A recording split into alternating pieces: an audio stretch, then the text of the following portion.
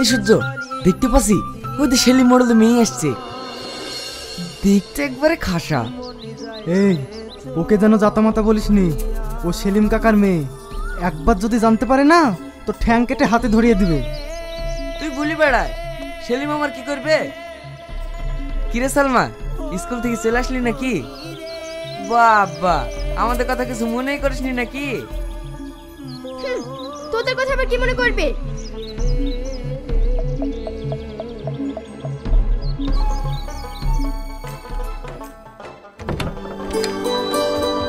এইভাবে প্রতিদিন বাসে করে স্কুলে যেতে পারবো না মা, বাসে প্রচন্ড ভিড়।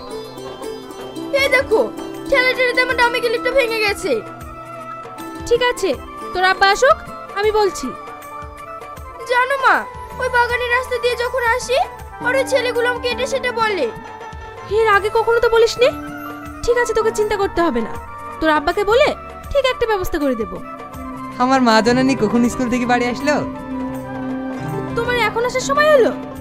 দক্ষিণ পাড়া একটা মিটিং হচ্ছিল, মিটিং শেষ না করে তো আসা যায় না। কেন, কি হয়েছে? কি হয়নি তাই বলো। বুড়ির বাসা করে স্কুলে যেতে খুব অসুবিধা হচ্ছে।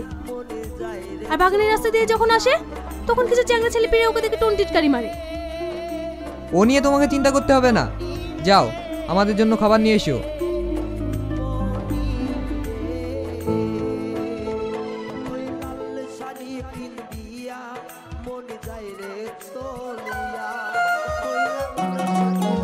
দাদা আসুন আসুন, আমার গাড়িতে আসুন। না না, আমার গাড়িতে আসুন। আরে ওদের গাড়ি ভালো না, আমার গাড়ি একেবারে পঙ্কিরাজ। আপনি চলবেন তো একেবারে ওয়াতে ওয়াতে নিয়ে যাবো। আরে আমি টোটো